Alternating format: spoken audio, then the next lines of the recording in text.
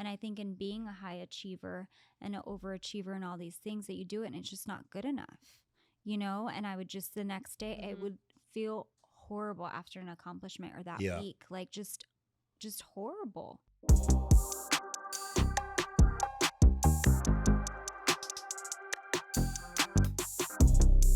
Well, welcome to the Hopeaholics Podcast. Thank you. I'm so excited to be here. Welcome, both of you. Yeah, is this our first? This is our first dog. Yes, I think. Yes. And aren't you just a good guest already? We had a lot of dogs that wanted to come on. Probably Benji. I don't know what Benji's story could be. Yeah, he's a sweetie. I just adopted him maybe 2 months ago. Oh, wow. It's The nice. temperament is like It's amazing. not like my dog, Yeah, right? I mean, Well, he came from a very loving home, so that was. oh, okay. He's a sweetie. What are you Yeah, saying it's about a my gift. dog's home? Oh. I'm just playing. Okay, so with us today we have Tricia Love. Yes. Great friend of mine. And Tricia has spent time in different parts of the U.S. doing different projects. But now she is the owner of something that does very well, LA Style Magazine. Amazing. And so tell us a little bit about LA Style Magazine and what you guys actually do. Yeah, so I brought back LA Style Magazine from the 1980s. Mm-hmm. Back in 2015. It was one of the first publications here in LA, had a really good run and was acquired by American Express Publishing, a lot of credibility and like history in the city.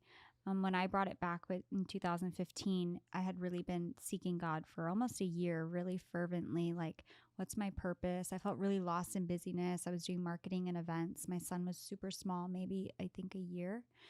And our mission and what I felt God say in prayer was it was LA Style Magazine to give inspiration to readers, to do media differently, to focus on the light as opposed to what media is known for typically, and really to be God-centered. And that's when I embarked on the mission in 2015 and since have, interviewed some of the greatest leaders today. Tim's been on our cover before. We've had Oprah and Ed Milet and just people who really believe in inspiring others, human triumph, and kind of bridging that between business and lifestyle. And now we're heavy on online, right? So we just did our last print. We had an event at the Grammy Museum, which we came to, our award show, in June. And that was the last print that we have until 2030. And now it's just going to all be online. Wow. And we'll only print twice a decade. And that'll be the most influential issues, so the most influential leaders, and be really anticipated. I get to lead up towards that. And over these next, essentially 7 years, we get to go hard online and do other things and things like that. That's amazing. Mm-hmm. I think it's interesting to build something. So you have the desire, then there has to be the discipline. So talk to me about the discipline in your life to go after that desire to do LA Style Magazine, because that was a big thing. And people had known of the magazine already, so you didn't want to fail. Mm-hmm. So talk to us about the discipline. Yeah. So, I love the scripture that says, do everything as if you're doing it unto the Lord. And with really praying and receiving that word, what I felt in my spirit, I at first said no. And I'm like, I'm good. Like, it's crazy. Like, I just thought about this, just made this up. Like, it's just me. But after continual prayer and repeated confirmation, I really felt in my heart that this is what I was supposed to do. So the discipline also was like, okay, I'm going to be obedient to this calling, even though I don't feel qualified. I have my bachelor's degree. But I'll do this, like, bring the pieces together and I'll do it. So the discipline was rooted in that and wanting to be obedient to him.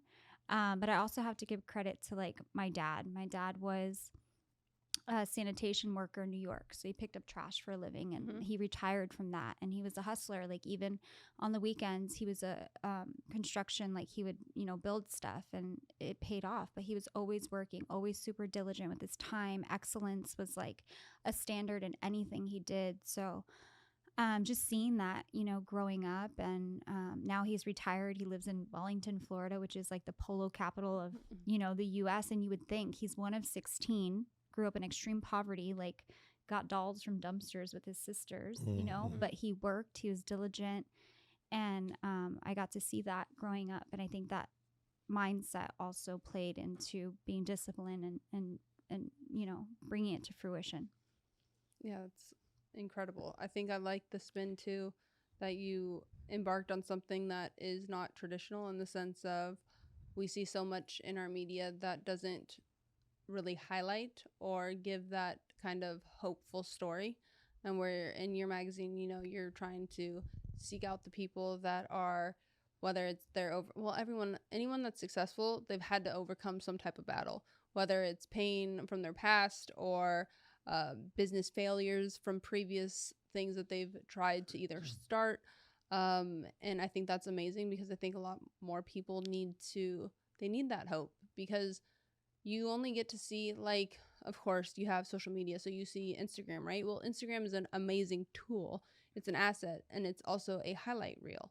So if you see somebody all of a sudden come up, it's like an overnight success, without seeing all of the blood, sweat, and tears that individual had to put into that so-called overnight success. So having you have the idea to kind of showcase that portion and give like a platform to those stories for people to go and seek and read is really cool. Yeah.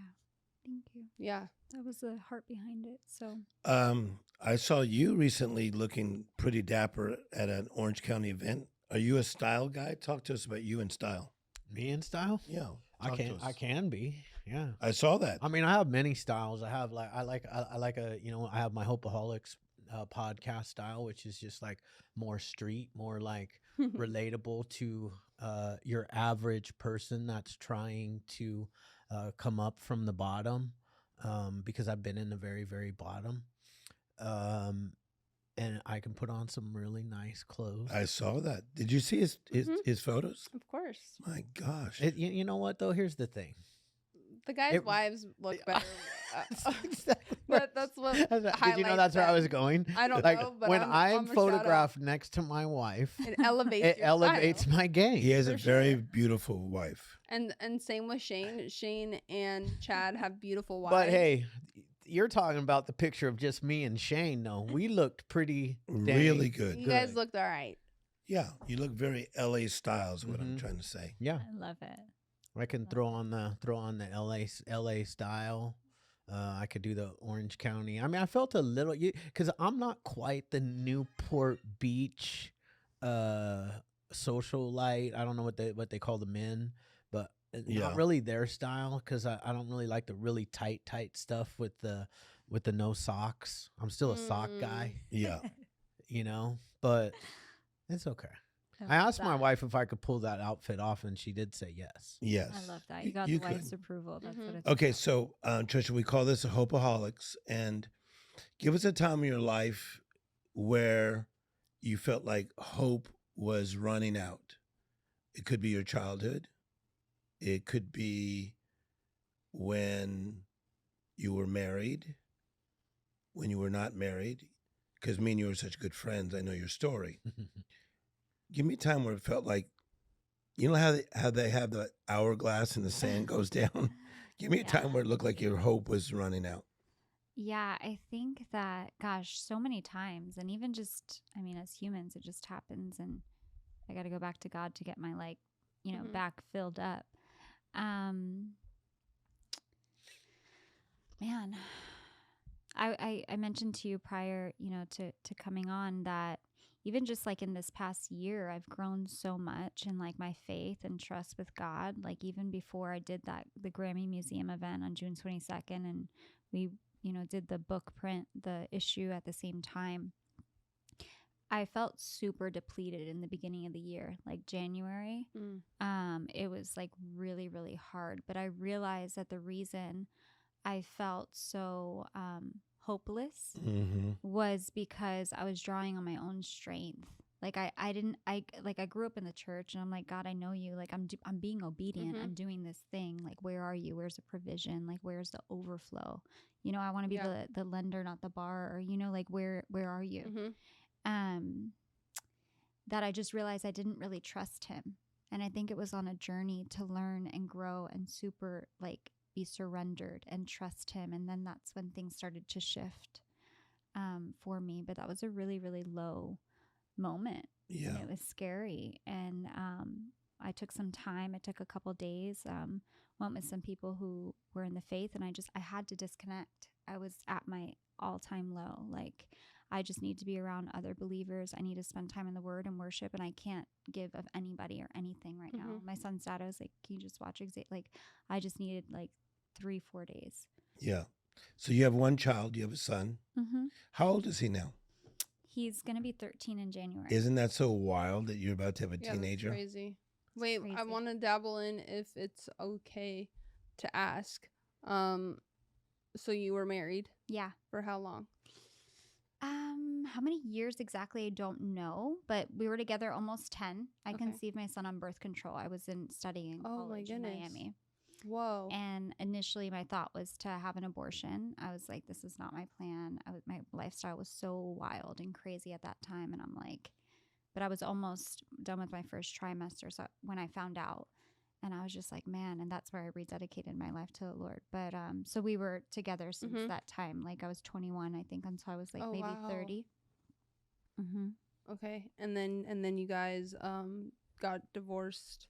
Yeah. So we got divorced, and that was almost, I think we got separated at first, and that initially was like 6 years ago. Okay. So I think my son must have been about 6. That was really, that was challenging.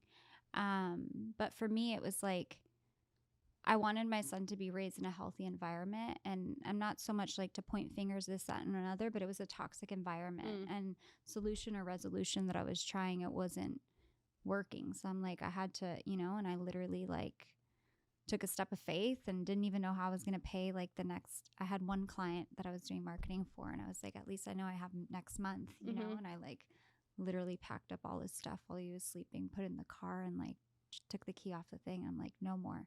Wow. Yeah. Wow. Crazy. I think all of us have been there. So let's talk about when you know the right path and you find these detours in our lives. What is a detour that hits you early?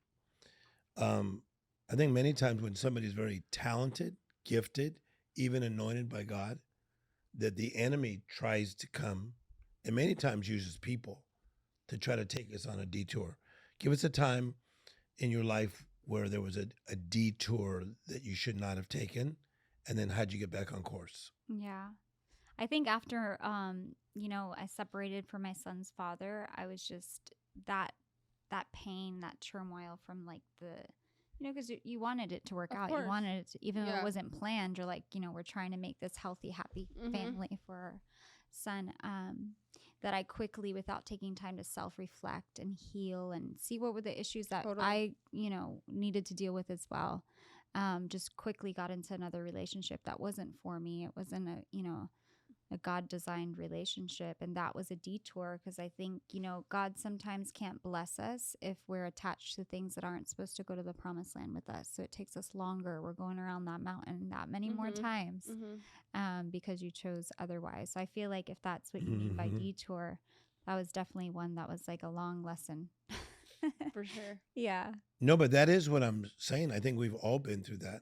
I think God does those like detours because, well, I know for myself, for whatever reason, I can get told you shouldn't do that, or like, don't put your hand on the stove. I'm definitely the type that I'm going to put my hand on the stove and then I have to figure it out and fall on my face and do the little like unfortunate merry-go-round or whatever you want to call it until I figure it out myself. And ultimately it always comes down to me having to turn inward, do some self-reflection, and do some inner work, which always, puts me right back into doing, putting my will back into God and having it, his will and not mine, because my will gets me into trouble and disaster and to heartache and to pain and to misery. So I feel like even though it's a detour, like you saying that was a detour, you had to kind of walk through that to end up figuring it out to bring you back to then know, okay, that's not where I was supposed to be. I need to then go forward and do this, because if you didn't, who knows, then you can constantly always play that tape in your brain of like, well, maybe I could have continued on this way and not really knowing, you know? Mm-hmm. Yeah. When you're in a detour, Chad, do you feel it? Do you know you're in a detour? I mean, Chad's Tim, detours, yes. Tim, my detours. Chad's detours, Everybody 100%. but me Yeah. knows I'm like, yes, that I'm in a detour. for sure. I'm the only one that doesn't. Yeah. Yeah. Everybody is like, whew, wonder what God's got planned for Chad after Yeah. this one. Chad's in one of those construction machines that's like digging a hole. But I'll tell Yeah. you what I do different now though. I don't take those detours because when see God, like stuff like that happens to me, like such as people, places. Mm-hmm.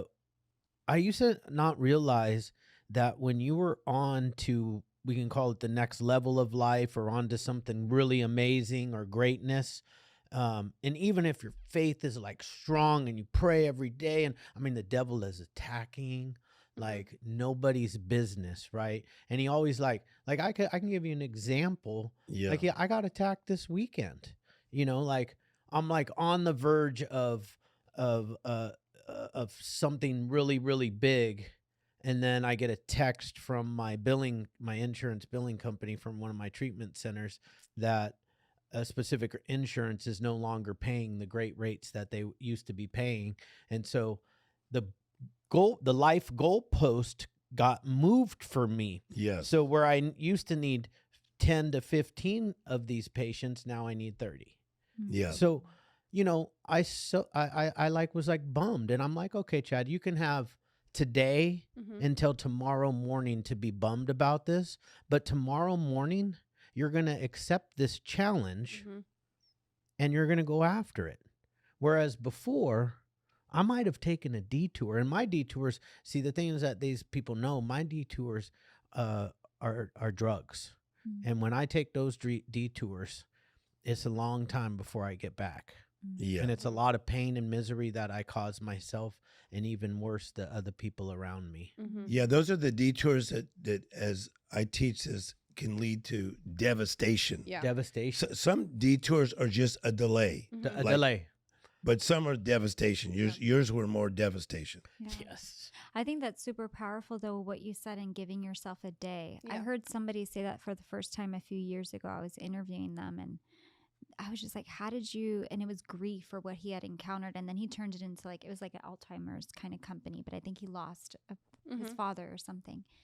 And I'm like, how do you process, like, how are you in this business with that loss? And he said what you said. He's like, I give myself a day to grieve and whatever the circumstance is. So it's like acknowledging those Totally. feelings, like I like that. coping, and then going for it, like you said, like, let's go, you know? But I think if we don't take a moment and pause and recognize that our feelings are real, we're humans, disappointment is real, Totally. that's where we can end up in a detour, because it's like we're just ignoring it or putting a balm or like not like giving it a second, you know? And then it'll end up always kind of like surfacing at a moment that is totally either inappropriate or where things potentially could be going good, and then all of it explodes in your face. Mhm. So I feel like Mhm. that like 24-hour rule is like imperative in the sense of you can be upset with whatever that is going on in that current moment, whether it's like a job loss or you lost a relationship or whatever it may be. It's like allowing your time, that amount, to kind of walk through and be upset, be in your feelings, I say, and be kind of mopey and sad and upset, and then not allowing yourself to continue on, because then you're just staying stuck. And then if you stay stuck in your like misery and pain, then you're not capable, or you're not moving forward and doing something about it. You get blocked. Yeah. And I will tell you that not everything is a day, because this podcast right here is birthed from a tragedy. Mhm. A year ago on 9/11/2022, my 21-year-old daughter found my son-in-law dead from fentanyl. Mhm. And it was 3 months before God told me that, okay, Chad, you're ready to be the voice for the people that no longer have a voice. You're ready to be out in the public Yeah. eye again. and you're going to build a podcast. And I was like, what? I was like, okay, I'll build a podcast. And I'm like, for the most part, like introverted. I don't really like it. People see me different. Like if you know me, this is my domain. So I'm extroverted here. You put me somewhere where I don't know people and I'm shy. I'm like not talkative. I don't know how to I'm awkward. I don't know how to just like walk up to people and be like, hi, my name is Chad. How are you doing? Or whatever. Yeah. Not good at that. But I'm like, I was really like, okay, God, I'll do what you said. So I built the podcast. Yep. Without even thinking that I ever had to do a podcast. I was just, we're going to build this podcast room. So I built the podcast room. And then the day of my first podcast, I stepped out of my car and I was like, oh my God, I have to actually like do a podcast. I've never done a podcast. I suck. Of course I sucked. I've never done a podcast before. And then I had a panic attack an hour before the first episode. I started sweating. I had to take off. I had to get in my car, turn on the air conditioner, drive down the street. I didn't want anybody to see me having that panic attack. Then I came in and I crushed my first podcast. And I had podcast number 1 down on my belt. Wow. And if you look on the wall behind you, that's over 100 signatures there. That was a good feeling, though, right? To face your fear, Yeah. get Step past through it, Yep. Step through it. but probably with the grace of God. Everything I do, even like before when you asked me to talk just a little while ago and ask me a question, before you asked, I knew you were going to ask me, and I had some things that I was going to say anyways, even if you didn't ask me. But when you were wrapping it up, I closed my eyes for a second and I said, and I do this every time, I just close my eyes and I say, God, just speak through me. Yeah. Which you told me you do the same thing. Same thing. So, Tricia, we have rehab facilities. I think you're aware of that. And so if you were talking to somebody that's in rehab for like a month, a woman that's struggling and just trying to work through maybe anxiety, depression, and some form of addiction, would be one of the first things you would tell them? So 10 minutes a day will keep the enemy away. This is what I told myself. So you said that, and I thought of like a detour. So for me, what I realized, and I had a conversation with a girlfriend about it, is I had to be careful in this past season, this past year, even recently, like to not do, if I go out and I'm social and I have wine, whatever, but I have to be careful of my state where I'm not doing emotional drinking to escape the feeling.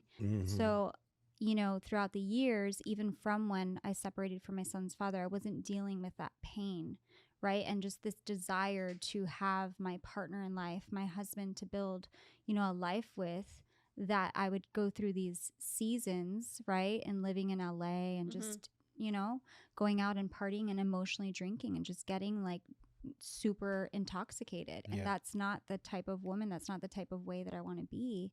So I remember really struggling with this. Probably at this point, it was maybe 2 years ago, because it's been a bit of a journey, maybe a year and a half. I don't know exactly, but I remember, and I would still be going to church on Sundays. And I thank God for my son, because he's the reason I'm like, I may not have gotten this like figured it out, but I'm at least going to train him in the ways of the Lord and take him to church on Sundays while I'm still like figuring myself out. But being there and hearing the word of God, like it kept my spirit sensitive. Right. That's the convictions and the way, as I was still going through my process. And I remember since I was sensitive, I would, I would go out on Fridays, I'd, go party, and I would just wake up Saturday and I would cry and be like, God, like, I don't want to do this anymore, but like, this is hard. Like, I still enjoy this, and I'm lonely and I'm sad, and I just want to go and have a good time and party with friends and live this luxurious life in LA. And, I just pray. I remember waking up so hungover and just being like, 10 minutes away will keep the enemy away. And I just was like committed to, I'd turn on my timer. I'm going to read the Bible for 10 minutes first thing in the morning when I wake up. And he started working on my heart and That's my super mind. powerful. And even recently, like, going through some heartache, like in the past 3 months, I was just like, God, I'm still struggling with this. Like, this sucks. Like, I don't want to be home alone doing nothing with Marco. Yeah. And I'm like, I still desire to go out and have a good time, and I don't want to fall, I'm like, please just change my appetite to be according to your will, to what pleases you, I want to have an appetite that is that, because currently my appetite's not that. And I kid you not, over the past 3 weeks, like literally I feel like my appetite, my desire, like I don't even, like I feel comfortable at home now, doing nothing, watching a show, being with Marco, eating a dinner, and going to bed early, even on a Friday night. See, can I tell you what I find interesting? Yeah. Because me and her have known each other a long time, and we're very good friends. We do a lot of events together. And Joseph, how you doing over there on the couch? I'm amazing, thank you. Hope. I heard him. Joseph, tell them how hard she works. Right. She's a working machine. Even go back, I think about the 10X conference for Grant Cardone, and she was releasing one of her magazines, and the magazines needed to come. She was up all night waiting for the magazines. Tell them about her work ethic. Well, some females may get offended. I know Natalie won't, but Tricia's a beast. Like, she's a beast at what she does. And Tricia, I remember being with you in Las Vegas, and you were waiting for that shipment to come in, and there was a bunch of us who stood awake with you till 3 o'clock in the morning because they were coming on an Uber. Thank you so if much. the story's right, Yes, an Uber. Uber was coming in with the magazine. But, you know, her work ethic, you know, is absolutely amazing. And I think that there's so many ladies out there who need to look at her and what she does. I mean, single mom, raising her son. Your son is watching everything you do. And I just have to drop this on you. You sent me a picture yesterday, and it was her son at church worshiping. Yeah. And as a dad of kids that have our kids in church, to see that, Tricia, he's getting that from somewhere. That is being demonstrated from somewhere, and it's coming from you. So not only are you a beast with work, like Tim is saying, but as a mom, to see the picture you sent me and see your son worshiping, it touched me. Thank you. And then, Natalie, you'll get this. As beautiful as you are, the way she really protects herself. Because here she is, as beautiful as she is, saying, and I'm at home with my dog. Does that make sense? She doesn't have to be. Look, it makes sense to me, though. I don't know. I'm not of the norm. You're not though. as beautiful as these two. No, I know, but it makes sense. It makes sense to me in the sense of, you know, you're not going to just occupy your time with whomever. Your space is definitely precious, and who occupies that time is, you should be choosy and want to, because trust me, like you're saying, Tim, Yeah. I get it. Like any guy would be lined up to spend some quality time With with both her. of you. Yes. Okay, but let's talk to you for a second, then we'll go to Tricia. So when did you get to that point in your life where you said, because then I want to get into what her whole movement is about, being a queen. So when did you start to get that revelation of, you know what, I'm valuable and I'm not going to let the wrong people in? The day she met Jonathan. I mean, I feel like, honestly, though, I know it does kind That's of her sound good-looking cliche, husband. Yeah. but I feel like I have stepped into my own. It's been a long process. So for me, I got first sober at 23, thought I knew everything, and had 3 years, and then went out and thought that I could run the world, and that didn't end well. And then I got sober again at 28. And then once after doing like internal work and not feeling like I need this or I need that to fill this void that I was searching for, that void was something that I needed to be okay with just by myself. I am good by myself. And then I met my husband, and he has changed the game in my confidence because he lets me be me and has really engraved that into my brain. And I think that's when I've stepped into like even more so than what I ever was prior, even though I don't rely on my husband to make me happy. I really found that also in my first year of marriage, that was like imperative, where I think before I would put thinking like this relationship is going to make like me feel a certain way or make me happy or give me everything that I want, when that's totally polar opposite. Like I have to make myself whole. I have to make myself feel valuable, and I have so much self-worth that I can't put that on anybody until I'm full, then I can give.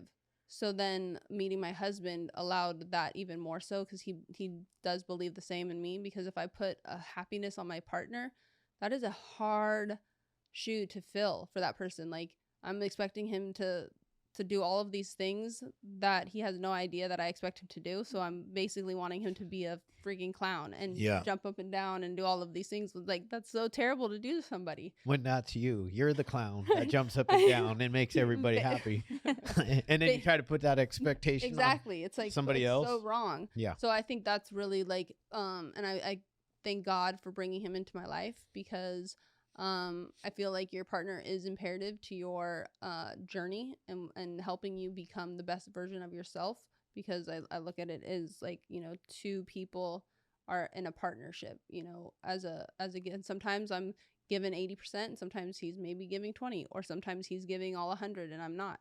So it's like being able to kind of manage that. And I think that's important. And what I took from earlier, because we sat in a meeting and that Tim spoke at with some of the patients here, and what I've realized in just knowing just a little bit about you, and what has stuck out to me, and what I find is a beautiful and powerful quality in women, especially now, is that you are a fighter. You did not give up on yourself. You continued to, I love the word relentless, into your pursuit, into your destiny, into what you know that you are destined to become. Because those nights that you went out and then you woke up crying, you felt inside of you that's not the person that you want to be. So you continued on to search. And I think that's what's like so powerful, is that the fighter in you that's the beast. That's the one that has the magazine. That's the one that's taking her child to church. That's the one that's showing up for herself.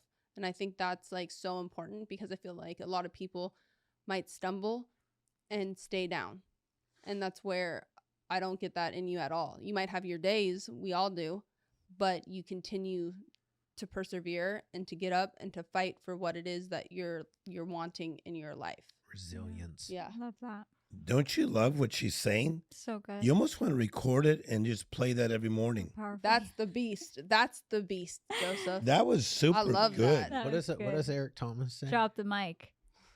But that's what I see in you.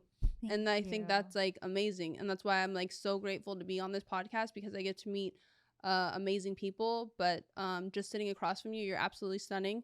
But it oozes out of you, of just that perseverance of what you've had to kind of push through yourself in your journey to where you're at today. And I think that's the goal. That's what I think people need to search for and find, for that hope of like, you keep going. Yeah, I love that. Thank you. It, you know, in hearing you say that, it's like also like, I was listening to something, I don't know who or what, but you know, God is designed, like, we're more than a conqueror. Oh, it was Prophet Rob Santos yesterday was talking about this. Like, the victory is already ours. So the enemy's one narrative is to try to discourage us so much or make us feel so hopeless that we think that we can't make it through and we can't win. But we've already won. We just have to like hold on to that. So I feel like if and when I do have those, I've had those days or have those days, it's like remembering that, because, you know, I can't stand him more than anything. So I'm like, you're not winning. And then I'm really grateful for my son, because he gives me that like hope, like, you know, or whoever it is that's in our life, if you do have somebody that, you know, you love, you can fight for them too, or just fight for humanity. Like, the enemy can't win. He technically cannot, because he already lost. But like, how can we be an example of that and continue to like kick him in the jaw every time we get back up and like, okay, God, I'm going to put my faith back in you and let's get going, you know? That's a feisty woman. Kick him in the jaw. I like how she said that, because in my mind, That you know what scared I me. was picturing? I was like picturing like backspin kick to the jaw. Huh? Yeah. Like, I've never heard a woman say that. Yeah. yeah, kick the devil in the The jaw. jaw. Yes. And the best way to do that, I really think, is through worship. So the other day, sleeping, I live downtown, right? So literally like Downtown. huh? downtown LA. Nice street, but still, it's just, there's some badness there sometimes.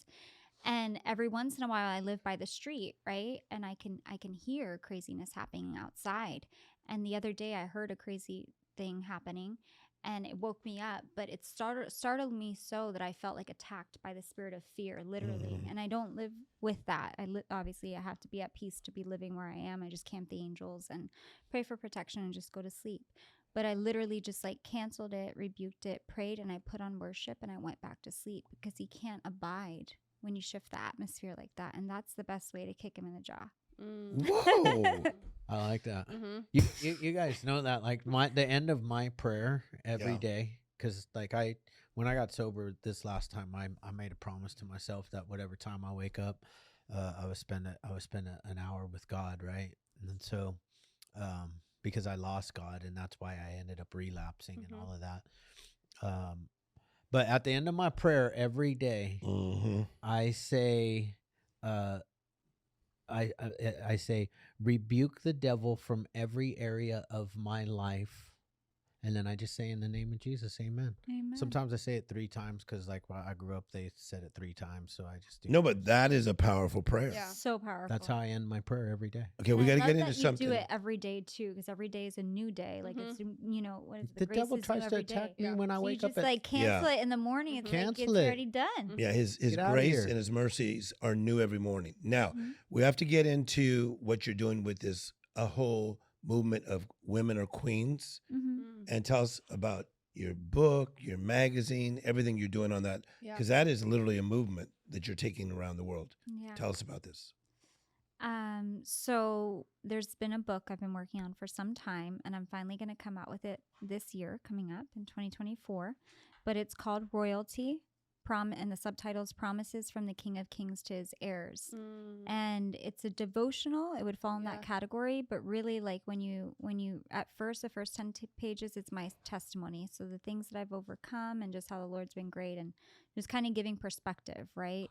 Because I'm not, like, when I said, I conceived my son in Miami, like I was as wild as they come. So like, I don't want people to think like, oh, she's so refined and like looks no, like I was crazy. Like, so God was able to redeem me. He could redeem you. For like, sure. Amen, so sister. there's the testimony. And then it goes into, there's like imagery throughout the book. So it's fashion photography or beautiful photographs. And on the right-hand side is either an affirmation, a prayer, or the scripture put in first person. So you could proclaim it over yourself based on a specific, so if it's boldness or favor or whatever the case may be. And that's what the book entails. And then I'm launching in January what's called the Royal Sisterhood. So we'll do lives once a week on Instagram, and then once a month we'll meet up and have like that Bible study in person. And just a community, right? Because every woman is a queen. That's what I say. Every woman is a queen, but sometimes, they either forgot along the way in life and losing hope and things happening, or they were never taught. Some people didn't have the blessing of someone that loved them pouring life into them. It's actually the opposite that was spoken over them. So they need a community, a book, somebody to be like, you are beautiful and you're a queen and you're called to reign here on earth in God's kingdom. Or they know it and they still need a community. We're not supposed to live isolated, right, with other queens. So that's what the Royal Sisterhood is. Yeah, and so the book next year. And then tell us about your new facility. Like, you really have a center that you've created in downtown LA. Tell us about that. Yeah, so that is called LA Style House. And that's actually how I started in the industry, was like boutique styling and hair or makeup services or wardrobe photo shoots and things like that for people. So I built out a space, but rather than it just be mine, like the name of it is LA Style House, but it could be rented out for other people to use as a pop-up space or to rent out or to do things. But yeah, it's really beautiful. It has like this Baroque kind of design to it, and it's located downtown LA. And that's what That'd be nice to do it like a Hopeaholics night there. You read my mind, Tim. I'm telling you. It's an amazing place. I was like, this is how I was seeing it. I was seeing it as like right before a Laker game. Yes. Go down to the LA Style House. I don't know what we're gonna do there. What are we gonna do? Tell us what we're gonna do there. We could have food. We could have dinner. And we could do a pop-up dinner experience, and mixer and connect and just have community. Yeah, we could do love like a live podcast. We could bring a team there, do a podcast, interview different people, and celebrate recovery and being Hopeaholics. Yeah. We have the setup though too, because people can rent out the space for podcasts. That's what I was saying. I love the rigs that you have, but the space is equipped for the podcast recording tour to rent out. So you can come on and that's use the awesome. space. Yeah. Can I tell you something about her, a secret? Yeah, if she'll let you. Okay. Notice how she's like all chill just with her dog. Okay. Yeah. She's got a dog and I'm just chilling. And then we have this space. Mm-hmm. When she wants to get something done, Yeah, she's a secret killer. you, Assassin. do you see that in her? Yeah. Tell Hence us. Hence the beast. Like, that's why I love it so much, because looks are deceiving. Like, in the sense of many people, I know in my case, you know, it looks like, you know, I have pink hair, athlete, like kind of like, I guess, a dumb jock maybe. Not as refined, but deep down inside, when you want something, you're a go-getter and you're going to get it done. And you have. Well, didn't she say she was Puerto Rican? Yeah, she's my Latin sister. I'm like taking Like literally, like Yeah. gonna know that right off the bat Why that she she's said, a hence why she said feisty hit him in the firecracker. jaw. We don't play. We do not play. They don't play. No, they don't. Yeah. Neither one of them. No. I love that. Yeah. So I feel like, Joseph, the word is correct. Spot on. Beast. She will And take you're her full. high heels off and she will get crap done. Mhm. And you'll see that look in her eyes as she's maneuvering, where I've been at events and co-hosting events with her, and you just learn to step aside, Tim. You just learn to Yeah. move out of the way. And then she'll tell you when you're wrong too. Like a she'll nice come in and say like, wasn't this supposed to be that way? And then me and Joseph get nervous. In love, though. In love. Yeah. It's, yeah. It Everything in love. Love. Yeah. Yeah. Yeah. So it's exciting. And it's an exciting time because Mhm. I feel like with the print, it really took like 90% of my brain and time I and bet. resources. bet. Like, it was such a big, like, so now I feel like in this new season, Mhm. because I built out the space, actually finished the space in January, but I couldn't give it attention to like, we're Sure. on and popping and Yeah. we're booked and like, you know, like I just couldn't do all of the things at the time. So now I'm like, I'm really excited to like, you know, have it be that space. So one of the models is that other creatives can come and utilize Yeah. it, you know, and I'm excited to get that going because like you Natalie, said, we're you going to would get love it it. done. I It'll be good. promise. Oh, no. I'm excited about it. It's like storefront right on the street, and when you walk in, you're just like mesmerized. When you look up, you see that spiral staircase, Yeah. Oh, wow. and I was just like, "What?" So the it's like heck? basically Instagram heaven.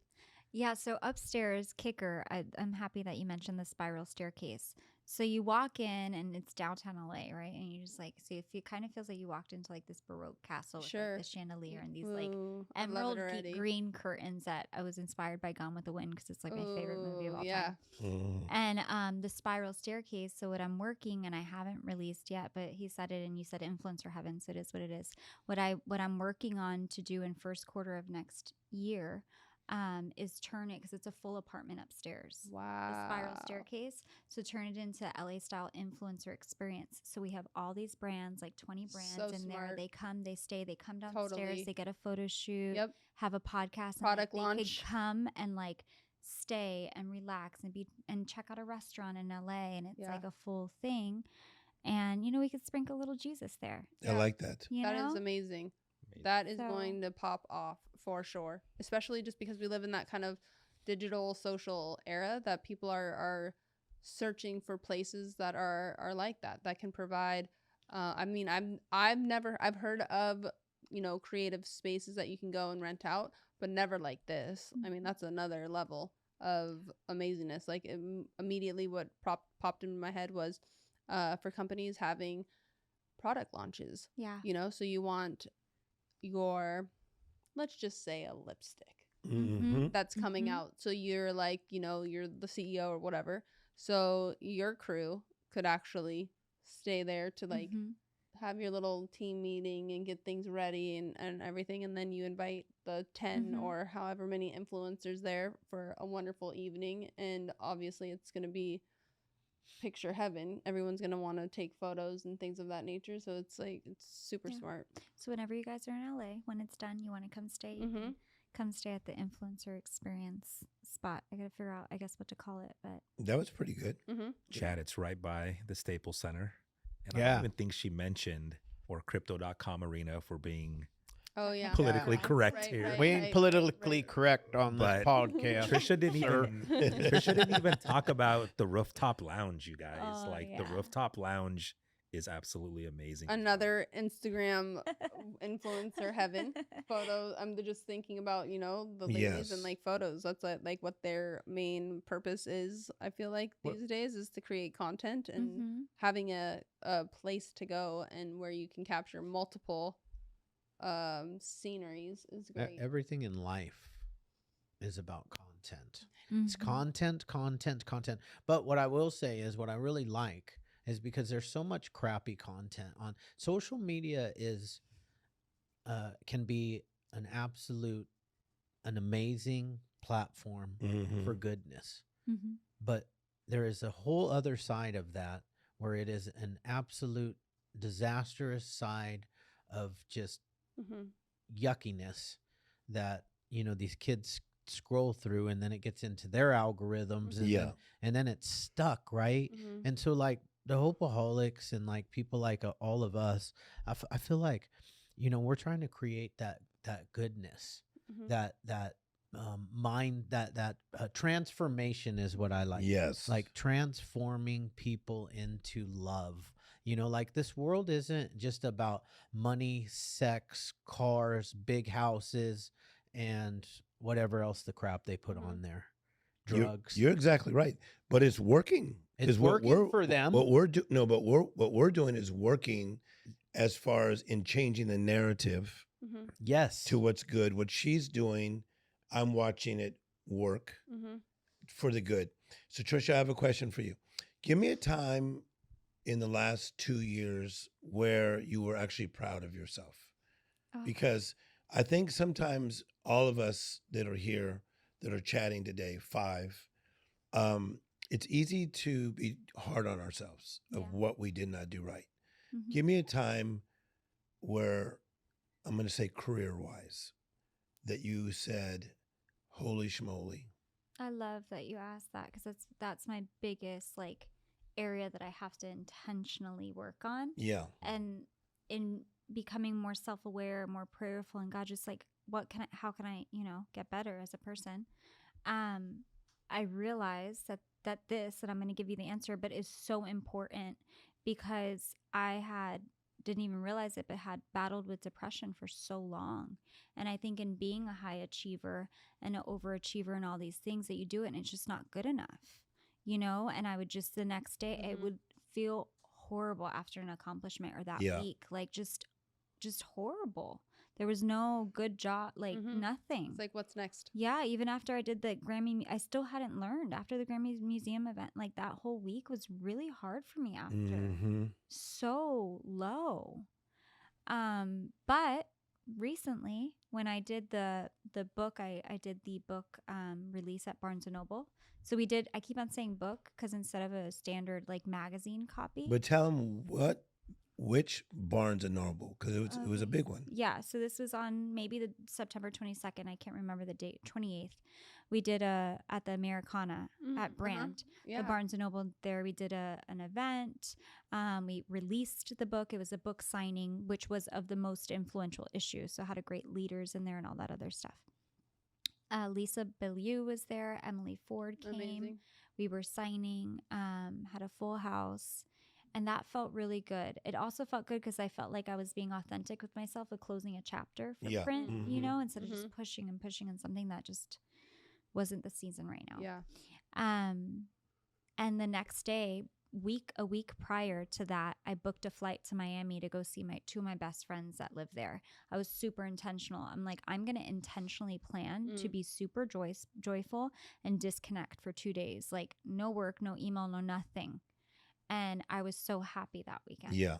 And I think being mindful of that, if you are an overachiever, to make sure that and I think Elena Cardone teaches that too, that you're intentional when you're going to hit a benchmark. How are you going to reward yourself so you automatically don't go into another state of mind? I like that. I like that too. Yeah, because I think that if you're not careful, we'll, desire something, get there, and then really not pause for applause and just be in that moment. So I'm glad that you booked that flight, went there, took a deep breath. I was so proud of you for the Grammy theater event because Iyanla Van Zant is a big deal. So Iyanla Van Zant is very close to Oprah Winfrey, and she got an award from you, and she stayed there, sitting there watching all your movements. Devon Franklin is a gigantic producer in Hollywood. He sat there through your whole thing, and many other speakers that you had. And as your friend, I was watching you, and I thought to myself, this is like a really big moment. It was like a graduation for you. But did you realize you were graduating in that moment? No, I don't think so. Yeah. Yeah. What do you think about that when she says that? I feel like I completely can relate and understand, in the sense of sometimes we're so consumed with either achieving something or getting to that, I guess, goal or place that once you achieve it, then it really is like, that's why my dad always says, don't let the peaks be too high and the valleys be too low, because it's very easy to then have your event or whatever that you're striving for, and then you go really low into depression after it, which is hard for some people to understand, but I totally get it, because it's a weird thing that happens. And so then it's like the next, like, I gotta hurry, hop on the bike and chase the next thing. So it's like this weird cycle without allowing yourself to like sit in that moment. And then you now are able to listen to someone that, like Tim, who was actually there and watching your every move, and then seeing something where he's watching you elevate. And to have people around you that can see that and then tell you that, I think that's also really important, because sometimes it's hard to see those types of growth yourself, because we're so hard on ourselves. And I just wanted to come to watch. She still doesn't know my real reason why I was there. Right. And Joseph, do you remember that I had to take a Uber there? Yeah, I ordered it for you. Okay, tell her about how much it cost me to get there up. I mean, from Newport Beach to LA Live, you can imagine what $200. that And you Uber. had just flown in, too. And I just $200 flown in, and then I had to take the Uber back for another. So it cost me about $450 just Yeah. to stare at her for a few minutes. And the reason I came and I sat way in the back, I didn't even know he was there. Is until I- Nicole went, Wow. and she was like, my friend Tim is here. I was like, Tim is here? Like, and I was offered an award that night. And I said that I could not do all that because yeah. I had just flown in from overseas. Mm-hmm. But I'm not joking with you guys. I told Joseph, I think I want to go. So get me an Uber. I just want to go. I just wanted to watch you in that moment. Mm-hmm. That was the reason. Thank you. And once I saw it, then I was peace out. I didn't stay Thank for any you. after party. I didn't go up and hug you. I just was like, Thank you so much. It meant so much. When she said that, I was like, my heart like lit my eyes. I was like, he's here? no, but I didn't. I promise you. Do you guys get what I'm talking about? Mm-hmm. Yeah. Sometimes we know the struggle that some of us have been through, Mhm. and you just want to see a damn victory. Yeah.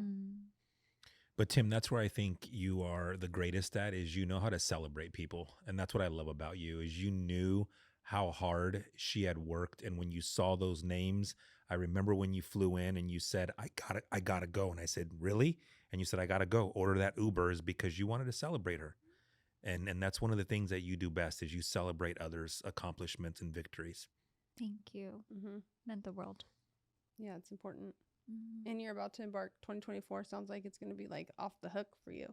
Like you're about to walk into a very busy season.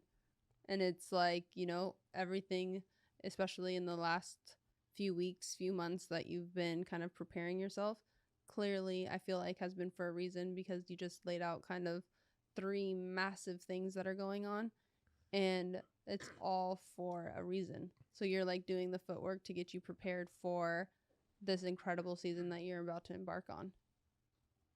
That's what I think. Yeah, I like that. Tricia, Hmm. how do we find you for people that want to follow you? Not Well, that's everybody. Yeah. Where do we find you? Stop. So yeah, it's on Instagram is the primary one. So it's just Miss Tricia, Tricia, love, LOVE. Okay, take about a minute and a half, 2 minutes, and inspire somebody that needs hope. Somebody that's in a setback, needs to have a comeback. Yeah. Take a little time. So, I mean, am I looking there? I think I'm looking there. Whatever it is that you're going through, first and foremost, I don't know personally, so I can't fully say I understand, but I empathize with just like human hurt and humanity, and your feelings are real, but there's also a real enemy out there that wants to keep you in that place of despair or in that sadness. But there's also even more powerfully a Father who loves you in heaven that created you. And he just wants to pour his love on you. And he just wants you to be free. And he wants to enter into this new place with you, to empower you, to equip you, so you can kick the enemy in the jaw too, and just, knock him down and keep on fulfilling and going towards your purpose and your calling. And really just let God turn your pain into purpose. I know that may sound cliche, but it's so, so true. There's a scripture that says, what the enemy intended for evil, God will make for good. And, sometimes you hear that, we live in a fallen world, and I can't fully explain why things have happened or things of that nature. But the reality is, if you give it to God, he'll turn it into something good, and you'll be able to empower others through your testimony in a way that I may not be able to relate to them. But at the end of the day, the victory is already ours. Right. Jesus took that back at Calvary. And if you can trust and believe that, believe me, believe in somebody else that believes in him, and just know that there's goodness on the other side if you give it to him. Ladies and gentlemen. Wow. Amen. Tricia Love. That was Michelangelo, amazing. that's a real. Yeah, that was spot on. And what I love so much, I mean, we're already ended anyways, but I'm just saying, what I'm so proud of is that we are the Hopeaholics, and like we have this platform, and listening to someone like yourself, it's like everything that we do is like we are sprinkling Jesus back into the message. And like even with me, it's like God is everything, right? But my God, to my understanding, he has a little thug in him. Like he does. Yeah. He might walk with little gangster like lean, but it's like it doesn't have to be what a lot of people think of religion, where it's like, you have to be in this certain way, you have to look this certain way, or you have to act this certain way. It's like, no. Who do you think Jesus was hanging out with? He was hanging out with me when I was getting Exactly. loaded. I agree. Exactly. Yep, he So was I think- hanging out with me when I was just doing a lot of things. Me too. He was, Back in Miami. Yeah. Yeah. Oh, Literally. I was like, oh girl, I've been to Miami too. I've been to Miami once Hey, too. to Miami. I went to I Miami almost with moved to Miami. with a Brazilian when I was single. Yeah. I was 21 in Miami, and I almost like literally had just a backpack and a suitcase, and I almost stayed my ass there. That's how off the chain I was in Miami. I went to college in Miami. So. Ooh, so you got some I stories. really do. So yeah, I love that. Good But Jesus loved me too. yeah, exactly. Yeah. So She did awesome, yeah, right? amazing. Thank you so much. What Thank an you, amazing guys. podcast. Awesome. Thank you so Thank much you. for coming.